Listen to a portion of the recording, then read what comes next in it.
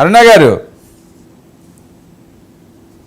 మీరేదో సామెతలు చెప్తున్నారు అని చెప్పి తిరిగి ఆయన కూడా అవే సామెతలు చెప్పే పరిస్థితి. మరొక వైపు జగన్మోహన్ రెడ్డి గారు చాలా చాలా చాలా కాన్ఫిడెంట్గా వెళ్తున్నారు. పాదయాత్ర మంత్రాతో ముందుకు సాగబోతున్నారట. 2029 మాదే అంటున్నారు. 7 నెలల్లో మొత్తం నాశనం చేస్తారట మీరు రాష్ట్రాన్ని.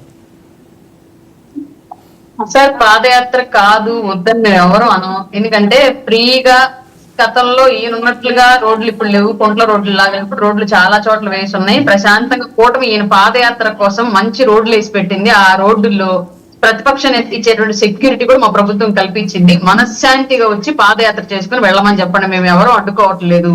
ఎలాంటి లా అండ్ ఆర్డర్ ఇష్యూస్ గత ప్రభుత్వంలో వీళ్ళు క్రియేట్ చేసినట్లుగా మేము క్రియేట్ చెయ్యము. శుద్ధంగా సెక్యూరిటీ కూడా క్రియేట్ చేస్తాము. కాబట్టి వచ్చి చేసుకుని వెళ్ళమని చెప్పండి. కానీ ప్రజలతో కలిసి మాట్లాడి వెళ్ళమని చెప్పండి. గతంలో ఎలా అయితే ఐపాక్ టీమ్ తీసుకొచ్చేసి ఎంటర్ప్రెన్యూర్స్ కింద లేదంటే పెట్టుబడులు పెట్టడానికి వచ్చినటువంటి పారిశ్రామికవేత్తల కింద క్రియేట్ చేయించి చివరికి భోజనాల దగ్గర కుర్చీలు ఎట్టుకుని కొట్టుకునే సిచ్యువేషన్ క్రియేట్ చేశారు. అట్లా కాకుండా అట్లాంటి ఆర్టిస్టులను ఎవరిని జనాల్లో పెట్టేసి వాళ్ళ ద్వారా చేయకుండా నిజంగా ప్రజలతోటి మాట్లాడేసి మమేకమయ్యి వాళ్ళు ఏమనుకుంటున్నారు, వాళ్ళు ఏం అడుగుతారు, వాటికి ఈయన సమాధానం ఏంటి, అవన్నీ కూడా క్లియర్ గా చెప్పేసి హ్యాపీగా పాదయాత్ర చేసుకుని ప్రశాంతంగా ఆయన ఇంటికి ఆయన వెళ్ళమని చెప్పండి. మేమైతే ఇందులో ఎలాంటి అడ్డంకులు క్రియేట్ చేయం. మా ప్రభుత్వం కూడా ఈయనకి ఫ్రీ హ్యాండ్ గా సెక్యూరిటీ ఇస్తుంది, పర్మిషన్స్ ఇస్తుంది. ఏంటి జనసేన భవిష్యత్తు ప్రణాళిక ఏంటి? అరుణ గారు, పండగ తర్వాత చాలా యాక్టివ్గా గ్రామాల్లో కూడా విస్తరిస్తుంది అని చెప్పి వస్తున్న టాక్. ఆ రకంగా ఏమన్నా అడుగులు వేస్తున్నారా?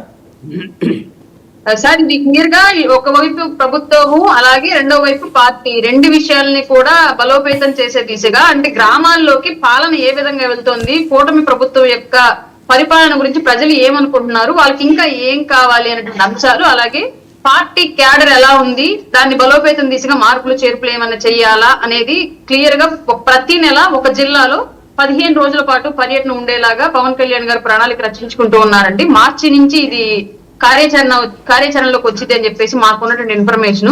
ఇది పర్టికులర్ గా రెండు వైపులా, ఒక పార్టీ అధ్యక్షులుగా ఒకవైపు, ఆంధ్రప్రదేశ్ ఉప ముఖ్యమంత్రి వైలుగా ఒకవైపు, రెండు రకాలుగా కూడా ఆయన ఈ పరిశీలనకు వెళ్తారండి క్లియర్ గా గ్రౌండ్ లోకి. ఏం టీటీడీ చైర్మన్ రాజీనామా డిమాండ్ జనసేన హ్యాండిల్స్ చాలా ఎక్కువ వెళ్ళి విపరీతంగా ట్రోల్ చేశారంట, నిజమేనా? అది అబద్ధమేనా? తప్పు ఆర్గ్యుమెంట్. ఇందాకే మధ్యలో అడ్డుపడదాం అనుకున్నాను కానీ మళ్ళీ డిబేట్ కన్ఫ్యూజ్ అయితే చేయలేదు. యాక్చువల్ గా సారీ చెప్పను నేను అన్న మాట బిఆర్ నాయుడు గారు పవన్ కళ్యాణ్ గారి గురించి అన్నారేమో అన్న ఉద్దేశంతో, ఎందుకు సారీ చెప్పరు మీరు టీటీడీ చైర్మన్ కాబట్టి అక్కడ జరిగినటువంటి తప్పిదానికి ప్రభుత్వం బాధ్యత తీసుకోవాలి కదా, ఎందుకు సారీ చెప్పరు మీరు అన్న విషయంలో మాత్రమే డిమాండ్ చేశారు. కానీ ఎవరు చేసినా, అది జనసేన చేసినా, టీడీపీ చేసినా, వైసీపీ నుంచి కూడా చాలా మంది చేశారు. ఎక్కువ మంది వైసీపీ నుంచి చేశారు యాక్చువల్ గా. కాబట్టి అది మేము మాట్లాడిన, నేను అసలు కాదు, జనరల్ గా ఎవరైతే మాట్లాడారో వాళ్ళు మాట్లాడిన అంశం సారీ చెప్పము అన్న మాటకు మాత్రమే తప్ప ఎవరు కూడా ఆయన్ని రాజీనామా చేయాలని చెప్పేసి ఎవరు డిమాండ్ చేయలేదు. రాజీనామా చేయాలని డిమాండ్ చేసినంత వైసీపీ చేసింది. కాబట్టి వెంకటరెడ్డి అన్న హ్యాండిల్ నుంచి కూడా పడింది అనుకుంటా. పోస్ట్ చూసాను నేను ఎక్కడో బై మిస్టేక్ టీఎల్ లో వస్తున్నప్పుడు చూసాను నేను.